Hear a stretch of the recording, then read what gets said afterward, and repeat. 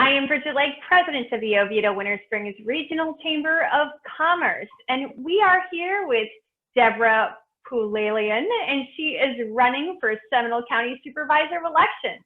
Our premier virtual Eastside Regional Hob Nob is presented by Lucas Land Group, an Oviedo-based family-run business with interests throughout Central Florida. Our sponsor, Duke Energy, and our radio sponsor, 96.5 WDBO. Now, before we get into our intriguing conversation, let's watch a quick commercial from our sponsor, Duke Energy. I know what I want from my energy company.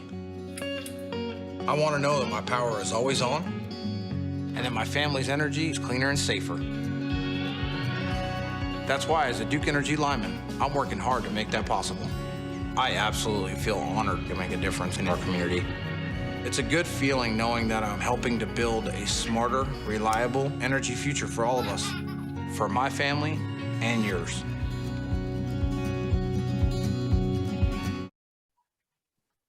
Now we're back with Deborah Poulalion.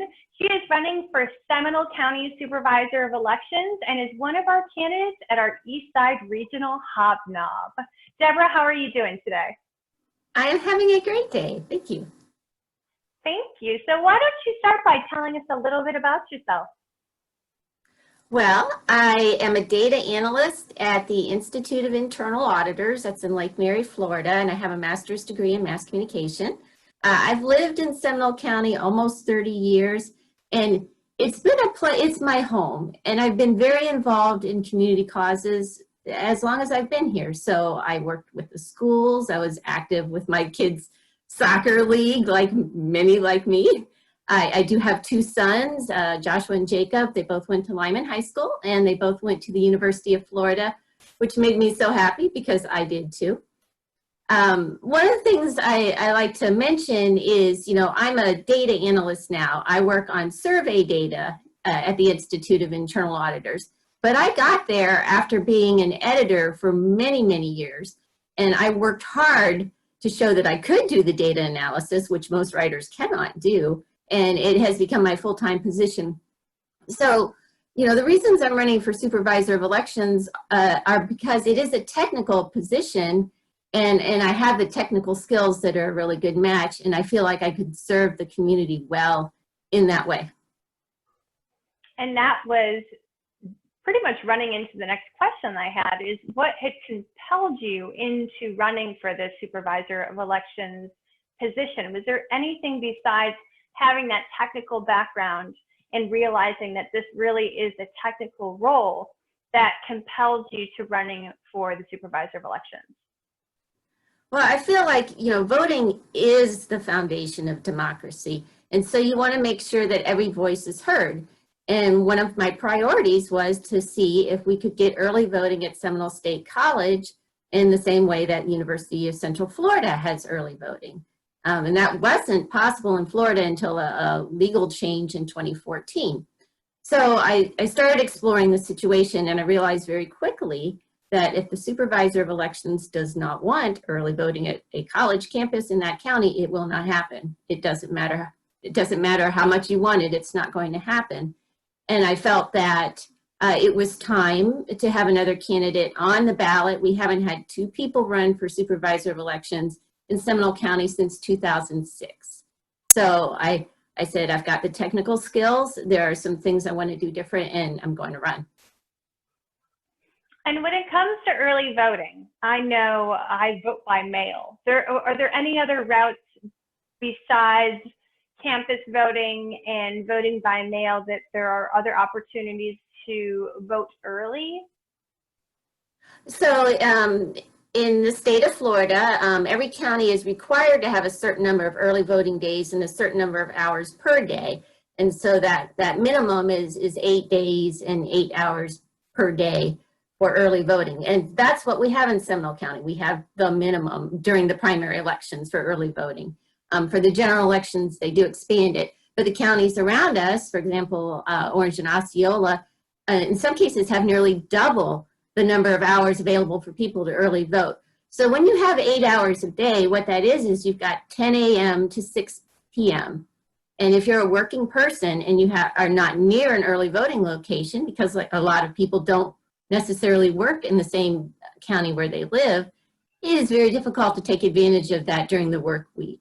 And another thing that's really important is the last Sunday before an election is an optional day. And some counties choose to offer it and some don't. But it is usually the most popular day for voting because people realize this is my last chance on the last weekend before the election. I need to get out and vote. So not having that day available in Seminole County during the primary elections, I think is not a good choice. Another thing I want to mention by vote by mail that is important is some counties do provide the postage for the voter to return their ballot, but Seminole County does not. And Seminole County's vote by mail rates are lower than Osceola's, for example, which does provide that postage. And Orange County also provides the postage. So, you know, we're in extraordinary times now. It was important last year to have as many options as possible, but now it's even more important. So that's a top priority, of course. You mentioned earlier that you're involved in your community. Can you tell us what other ways that you're involved? So I was particularly involved in the protection of the Econlacatchee River, which was actually part of maintaining the rural boundaries. So I was with the community that felt that it was inappropriate to build. We went to the county commission, we talked a lot, we wrote articles for the newspaper, and we were happy to see that the river is still being protected. I also was involved in some local campaigns, a city race. I love city races because the people know their candidates. And I think that's the best possible scenario is people know their candidates and they make their choice.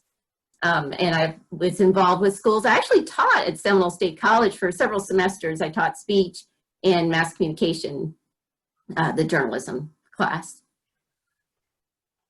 Now, I want to get back to something that the Supervisor of Elections, do you believe that that should be a nonpartisan race? I think everybody wishes that we're a nonpartisan race, including all the Supervisors of Elections. It's, you know, it's not a legislative position, so we, you know, actually cannot make any change like that. But the important thing is when you're in that office to be as neutral and nonpartisan as possible and to build relationships with every party and every candidate as equally as you can. And that's, you know, really the best that the Supervisors of Elections can do. And I find it very interesting because I've actually gone to several of the training sessions for the current Supervisors of Elections. There are 67 because there are 67 counties in Florida. And I do think it's remarkable that it is very nonpartisan in those training sessions and that the supervisors really are focused on serving the voter in the best possible way. Now, running for this race, what do you feel you stand out from your opponent? What makes you stand out?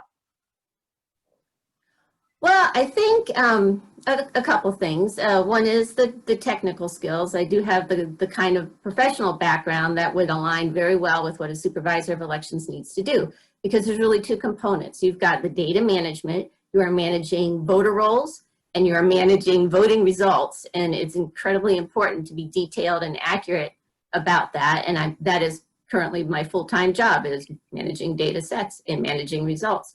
And the other aspect is the voter education and communication. So I have the master's degree in mass communication. I've spent years writing and editing all types of material.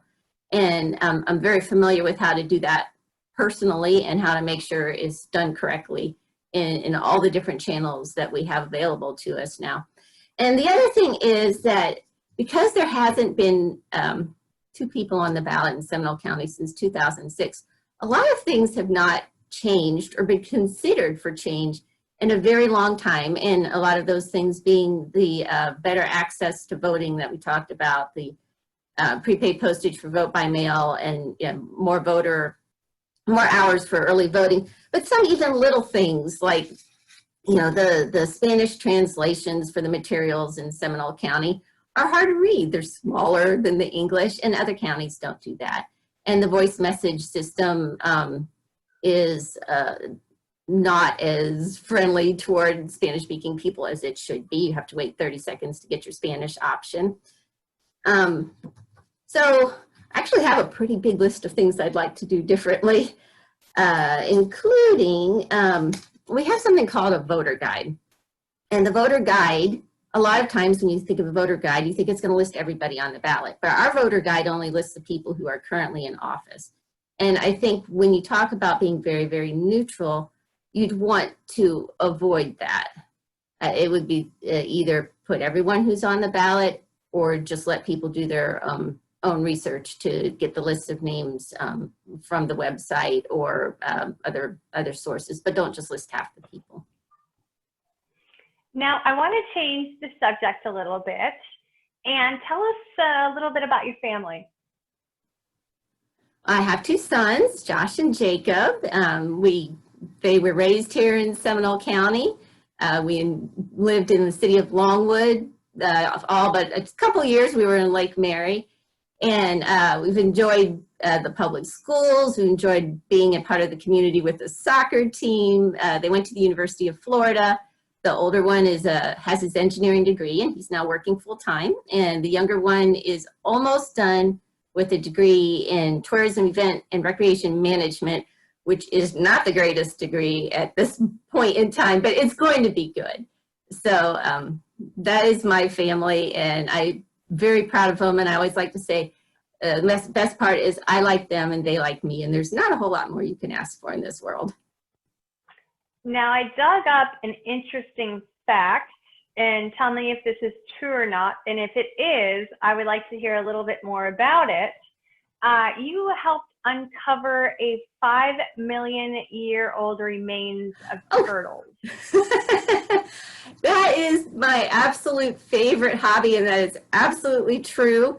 The University of Florida lets people volunteer to help with their fossil dig near Gainesville. And I had already been active in fossil hunting in the Peace River because you can look for remains there while you're canoeing. So yes, I volunteer. We sit there in the dirt 6 to 8 hours with a screwdriver, and you just slowly scratch through the dirt, you brush it off, you look and see what you got, and then you carefully put away. And I actually worked in the lab too. So in cleaning them and sorting them, in digging them out of their plaster cases. It is the most therapeutic hobby in the entire world. That is interesting. I'm sure you've heard of the Poulalion Research Institute that we have in Oviedo with research on turtles. It is an amazing place. No, so I did not know that, and I must know that. I'm going to research that. Yes, yes. Is there anything you would like to add? You know, I believe right now that your vote is your power. And so what's important to me is making sure that every voice is heard. That's my top priority as a candidate. Well, thank you so much. We are here with Deborah Poulalion, and she is running for Seminole County Supervisor of Elections. She is one of our candidates at the East Side Regional Hob Nob that we are doing virtually on June 30th at 5:30. If you want more information, we have it at esrhobnob.com. Thank you so much for being with us, Deborah Poulalion. Have a great day. Thank you.